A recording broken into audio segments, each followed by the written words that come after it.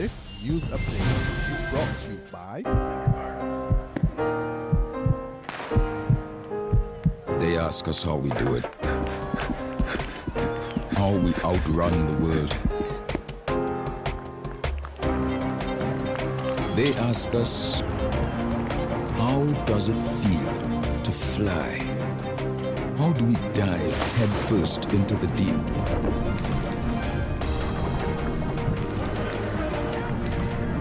And emerge victorious.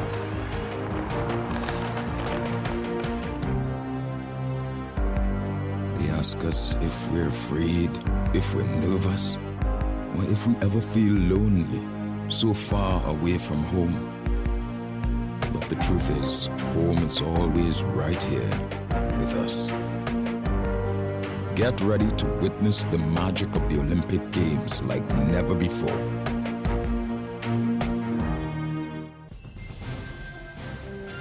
Welcome to the Barbados Today Evening Update. It's Monday, August 29th. With the details, I'm Fernella Wedderburn. Consumers are being urged to be on the lookout for price gouging when the new National Social Responsibility Levy goes into effect this Thursday. The warning from Finance Minister Chris Sinclair, who maintains that the new tax did not apply to existing stock at least one supermarket operating on the island. And while he did not name the entity, he made it clear that Barbadians should not buy from such outlets. I heard a discussion on the radio. I wouldn't call which company it was, what product was being advertised, that they're inviting people to come and have lower prices now because on September the 1st everything is going to go up in their amount what they're providing. Now, I know the system well enough to know that that particular company has quite a bit of stock in Barbados. And that stock would have come into Barbados through the port without 2% on it. So therefore there should be no immediate change in price in the product being provided on the 1st of September. That will have to come when the restocks come in sometime later. In other news this Monday, a Jamaican woman signals plans to take legal action against immigration officials in Barbados. 24-year-old Sonia King claims she and her 14-month-old baby were treated harshly after they were denied entry into the country on Saturday. King tells Barbados Today she was made to use a dirty mattress and refused hot water to feed her baby. I was really frustrated how they treat my baby. My baby's asthmatic. How my baby was in the cold place and sleeping on the mattress. And dust and stuff like that. Whole day yesterday my son was coughing, you know. The heavy coughing triggered the asthma. Whole day yesterday I had to be giving him the asthma pump. King says she is yet to file a formal complaint to the relevant authorities, but she says she will seek legal advice on the issue. I want to get some justice out of this because this happened to plenty other people, and this had to come to an end. I'm seeking to take legal action against them because my son should not have been treated the way they treated us. The Jamaican national says she was later allowed to stay in the country for 2 days, and efforts by Barbados Today to contact immigration officials have been unsuccessful so far. We continue with concerns from students desirable of obtaining tertiary education. President of the Guild of Students at the University of the West Indies Keyville campus, Olvin Hola, says students are worried that Caribbean leaders are turning a blind eye to the importance of funding education for young people. I cannot cry out to our governments enough to, understand the importance of higher education and educating the region's young minds so that we can contribute meaningfully in the future, well, at present and in the future, to the development of our Caribbean region. And it is really nerve-wracking and heartbreaking sometimes when you hear some students, Barbadian students say,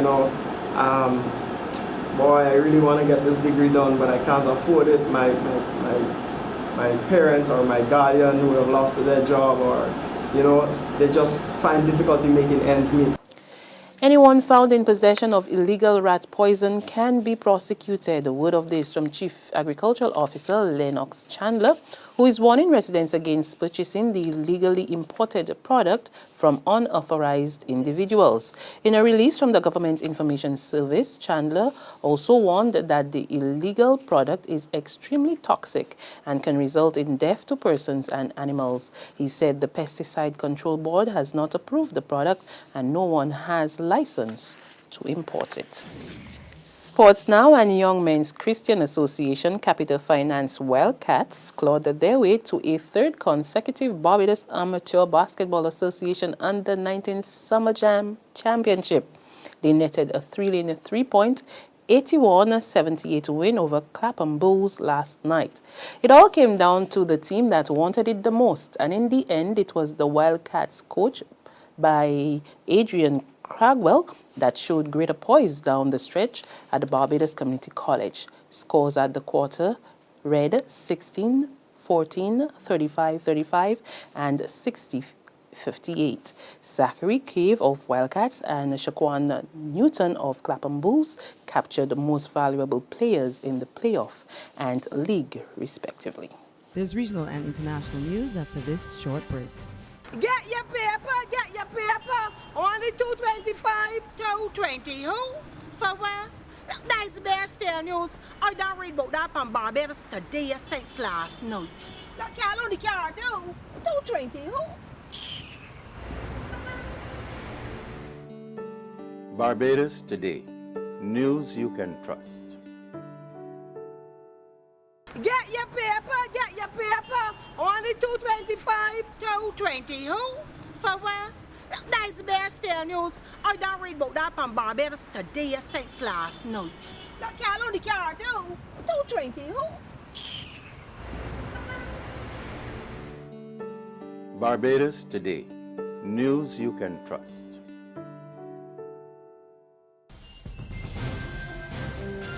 We pick up with news from the region where Trinidad and Tobago's Attorney General, Faris Alwari, is denying claims that a forensic audit into CLICO is being held up because the government hasn't paid the firm doing the audit.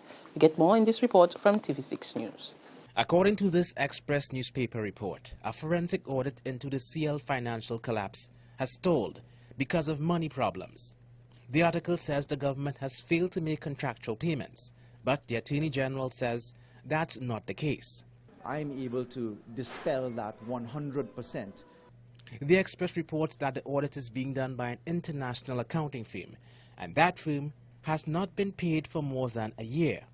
Al-Rawi, who recused himself from the CL financial matter, says the P&M administration came into office and found that there were outstanding debts left by the previous government, but he claims this was addressed. As the Attorney General, I have personally signed off on many millions of dollars of worth of payment. The Attorney General says the matter has been a top priority for the Cabinet, and there's been no difficulty in arranging the payments to the auditors. He adds that the Cabinet's position has been directly communicated to the Director of Public Prosecutions and the auditing firm. And finally, more than 300 reindeer were killed by a single lightning strike at a Norwegian national park. We get the details in this CNN report. Well, if you look at the placement of the reindeer, and if you love animals or if you're squeamish, please turn away because there are some slightly disturbing images here. But they were such in a small area, probably a diameter here, somewhere in the neighborhood of 20 meters. So there were 300 animals in 20 meters, and somewhere in that, something was the highest, and that was the lightning strike. The lightning strike struck the highest part of land, and then we called it ground current. So it wasn't that they were all touching each other and they got shocked, like, you know, touching me, like rubbing your feet on the ground and giving you a static shock. This was the ground current. When the lightning hit the ground, it hit the water in the ground. The water in the ground conducted the electricity. It got into their hooves, into their legs, and likely stopped their hearts. Didn't kill them right away, but then the lack of blood because the hearts weren't pumping. Same thing happens to humans, but if you give them CPR, you get them back. Have you ever seen anything like this? There's no caribou CPR that we know of. No, but there are many, many times where animals are killed by lightning. We just don't get the video. We don't get the story here. We don't get the dramatic effect. And so it's 1 or 2 or 5, but this would be 300 large animals. You know? Now, there are 10,000 animals in that park. There are 10,000 reindeer, 300 were killed. I'm not saying that's any less important, but it wasn't a catastrophic event for that reindeer population in. And that's news and sports. But for the very latest, visit our website, www.barbadostoday.bb. Also, subscribe to our e-paper, email updates, and like us on Facebook. We're also on Izumi Media in bus terminals or screenplay at supermarkets and gas stations near you, as well as Channel 99 on Flow TV and Mix 96.9 FM. I'm Frenella Wedderburn. Good evening.